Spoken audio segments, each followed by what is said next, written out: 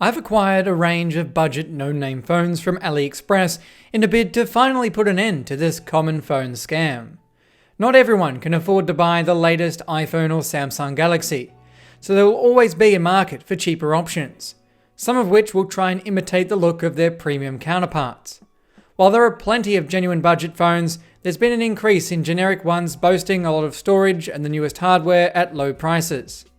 A lot of these cheap AliExpress or eBay phones lie about their capabilities and hardware to increase their profits and scam consumers who don't know otherwise. And if it wasn't working, they wouldn't be selling them. I've purchased two as well as borrowed a number from S'mores, another Australian YouTuber who often buys many of these cheaper phones. The first phone I purchased was an original ultra smartphone for 111 Australian dollars. Removing the plastic, you can see it has a bit of a transparent nothing phone vibe going on. It actually looks really good. The product listing for this phone cracks me up. Sure, they embellish a bit with the phone, suggesting the display bezels are a bit smaller than they really are. Or the fact that it's got 108 million high-definition rear cameras. That's up from the 32 million cameras from last year's model. But with AI artificial intelligence and Rubik's Cube technology, 16 gigs of RAM and a terabyte of storage, it's not afraid of being killed, even if hung up for a long time. Despite some obvious translation issues, this $110 phone might sound like a great deal. That is, until you see the lag on the boot screen. Ouch. But sure enough, settings displays the advertised hardware. Well, so it would have you believe. The second device I purchased for a similar price was a straight-up rip-off of Samsung's Galaxy S24 and was even advertised as an S24. Again, with the claim of powerful hardware and millions of cameras. Peeling the plastic film from the device reveals the second screen didn't have a graphic printed on the film. It really is just a fake screen. Also included was some accessories, more than you get with any flagship. Like the first phone, it also displays the hardware it was advertised with having in settings. The first phone I purchased looks almost identical to one of these phones S'mores sent over, with the exception of its color. But there's actually some subtle differences between them, like how one has no headphone jack and the other one has a larger camera bump. Both phones have the same designed back and both say AI Super Camera. Their operating systems look very similar, but one has a hole punch camera while the other has a droplet. Both display as having 1TB of storage, 16 gigs of RAM and Android 14. Let's find out for sure by verifying the hardware info. For this, I'll install my new phone analysis and testing software, iTest. It was successful on one phone, but gave a strange error on the other. No, it wasn't any problem with my coding, but the fact the Android version is just too old. So old, in fact, that most modern apps won't run. As for the other, it's also not as advertised. It's really only running Android 8.1 with a fake security patch date to make it appear more up-to-date and secure than it really is. Google is responsible for creating security patches for each Android version, and Google's last security patch for Android 8.1 was in October of 2021.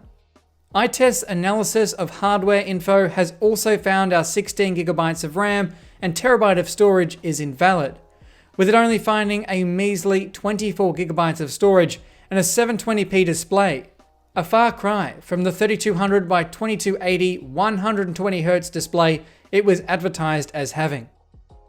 At least I get that under-screen fingerprint sensor I was promised. I only hope it's not stealing my fingerprint in the process. Never mind, it's non-existent and will unlock so long as the screen detects a touch input. How secure. But I do want to get a look at that monstrous 9800 mAh battery. A little bit of adhesive isn't going to deter me.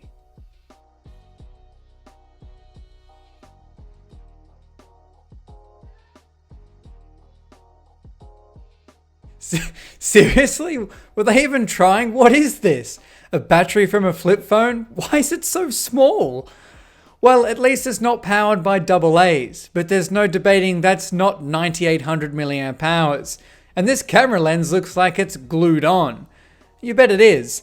There's a real camera inside, but only the one. The second camera is a fake. It's just a piece of plastic.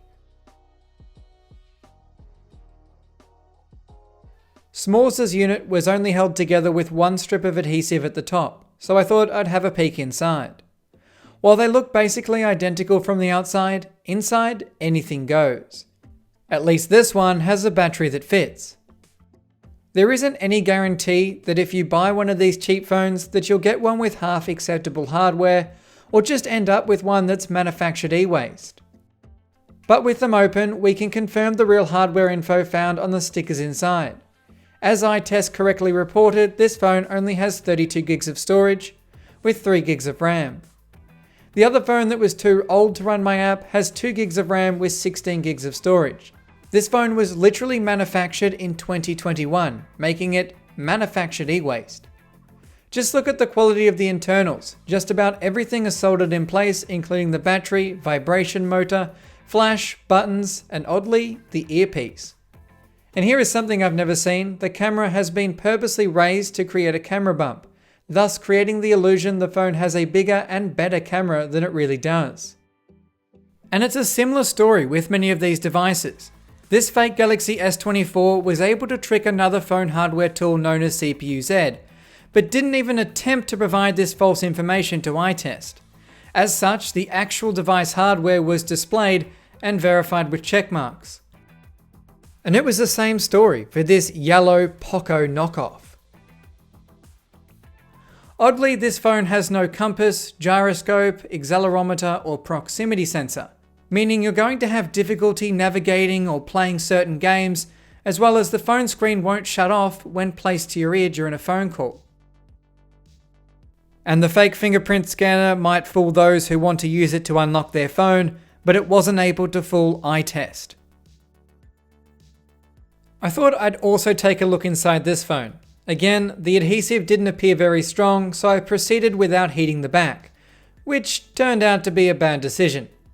The back was actually made from low quality glass that cracked under the pressure of my plastic pick. I wasn't expecting glass, as it really did feel like plastic. However, opening the phone, we can see we've reached new heights of camera fakery. Apparently, the battery can have a camera too. I guess if you want to fit 130 million cameras, they have to go somewhere.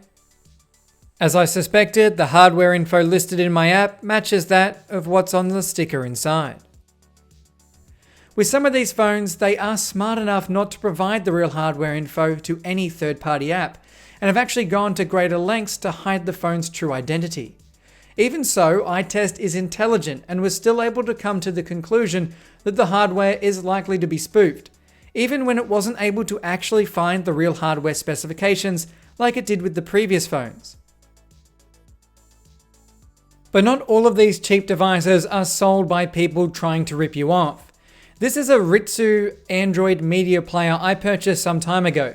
It was advertised as having 8 GB of storage and 2 gigs of RAM, and that's exactly its true hardware configuration, which I verified at the time by disassembling the device to check the sticker.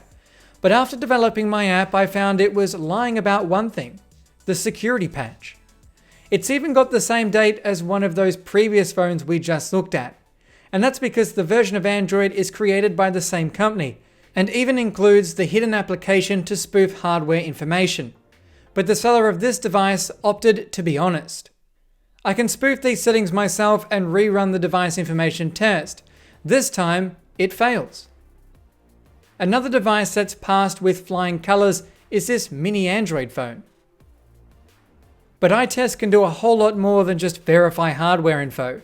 Available for both iOS and Android, iTest provides the ability to test hardware functions of a phone or tablet, with both a semi-automatic mode or manual mode, allowing you to easily test functions that would otherwise be too complicated without the aid of such an application. These include things like the compass, gyroscope, proximity and light sensors, or even screen burn-in. This iPhone 12 Pro Max will never pass the light sensor test, as its functionality has been disabled in iOS because a replacement display has been fitted. Or how about my mum's phone, which has begun to develop screen burn-in? Cycling through some solid colours can help identify such shadows left on the screen after excessive use. Looking at the home screen, we can see that the shadow is that of the Messenger logo and home page indicators. At the end of testing, you can get a nice little overview of your results and easily share them if needed.